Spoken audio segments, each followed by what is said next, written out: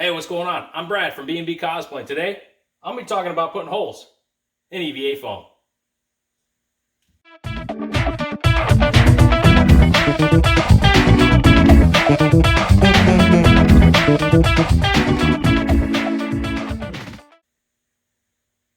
Alright, so believe it or not, putting holes in EVA foam is not always that easy and it doesn't always look the best.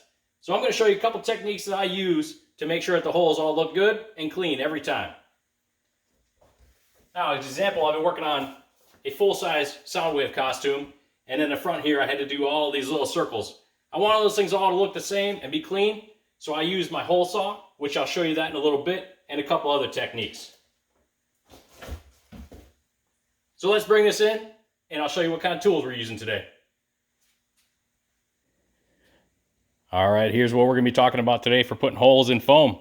Piece of copper pipe, sharpened.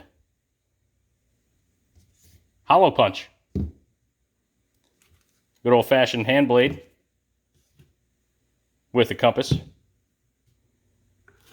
Hole saws. And if you're using a hole saw, you're going to need a drill. Alright, so let's go with the most common method, and that's using your hand blade. So for this, what I'm going to do is I'm going to take my compass and first draw a circle onto the foam.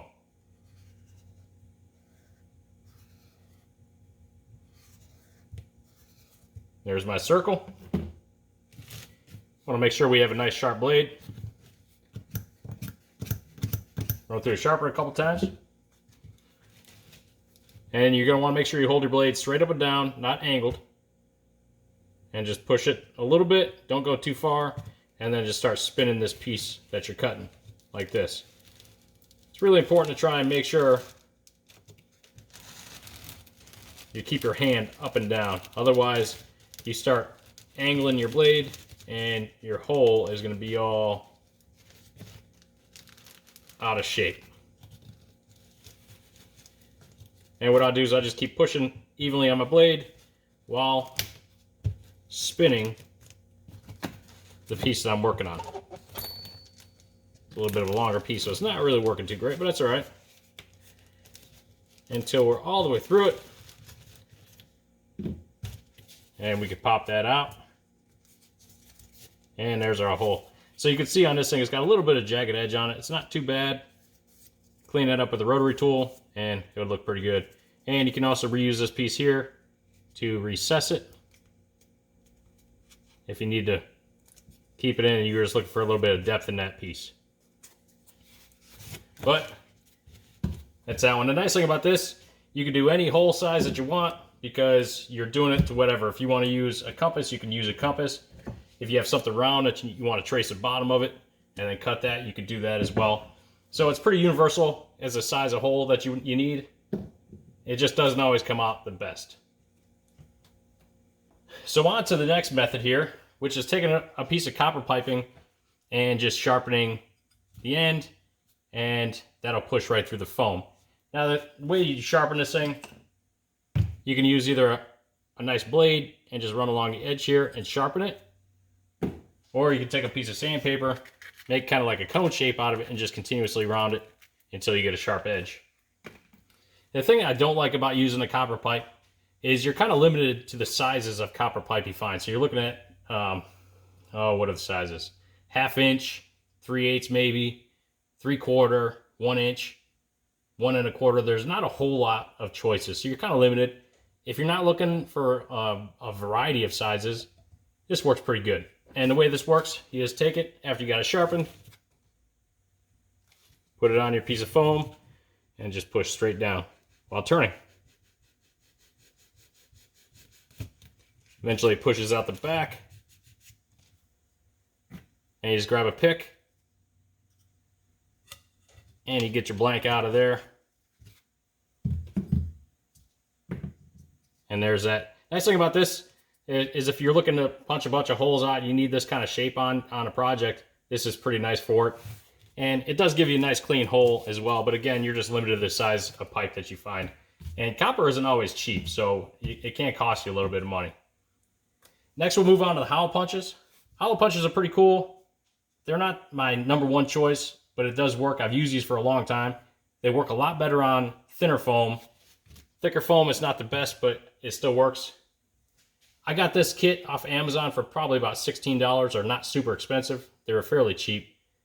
The size ranges anywhere from probably 1/8 of an inch all the way up to 2 inches, depending on the size of kit you get. You can get super expensive ones or cheap ones. This was a cheap one. I don't use it all that often. Sharpening it is kind of tough. I use a sandpaper, run on the inside, get it sharp. Sometimes I'll use a rat tail file as well. Not my first choice, but it works. And this works the same way as a copper pipe. Put it on your piece, turn, and push down.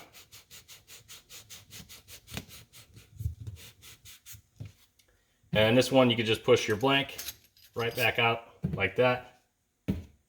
And then you have that. Again, another nice clean hole there. Little jagged on the back, not too bad. But also a nice way to put holes in EVA foam. Again, that works really good with thinner foam. Thicker, it's a little bit harder, but it works. Gets the job done. Now, the new method I've been using, which I love, I think it's great. The holes are uniform every time, and I have a variety of hole sizes you can go with a hole saw. Because you can see here, these are all different sizes. So whatever the project is, I know that every single hole I do is going to be exactly the same and uniform, and it's super easy to do this.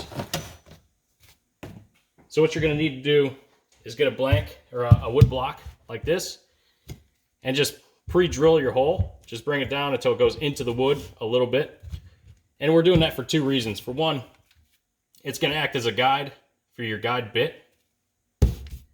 And also, it gives you this channel, so when you go down into the wood through your foam, you'll get a nice clean cut on the back side of it. And this is how we do this one. So I'll just take it, hold it in my hand, and start the hole for the guide. Make sure you don't drill into your hand on the back side of it.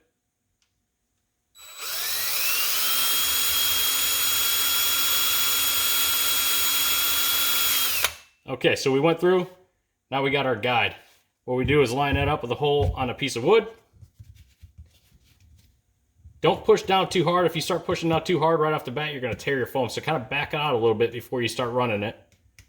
And just let it rip. And push down slowly and evenly.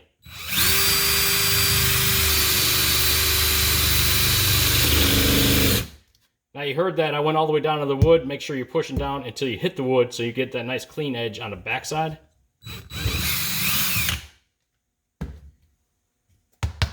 And there is the hole. A little bit rough edge on the back.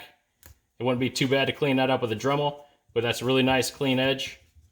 And you could do them all exactly the same uniformity, and that's what I like about the hole saw. And with that one, for getting the blank out of it, again with your pick, just pull it, and it pops right out of there. Now you can use this, but everything has a downside when you're using it, and the downside of this one is your guide puts a hole in this thing. But if this was something that you wanted to save, you could just fill this in with some sort of a sealant, or maybe cover it up with another piece of foam and glue it on there.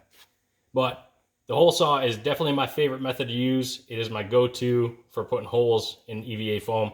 I haven't done it in anything thin yet, so I don't know if it would work good. I'd probably go with, just use the hand blade on that. But for something like this, for something like my Soundwave project, this was the best method to use. And I've always kind of questioned too if you could do it with it.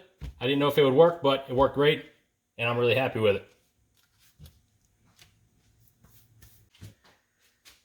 Well, there's a couple more methods for you to use on your project.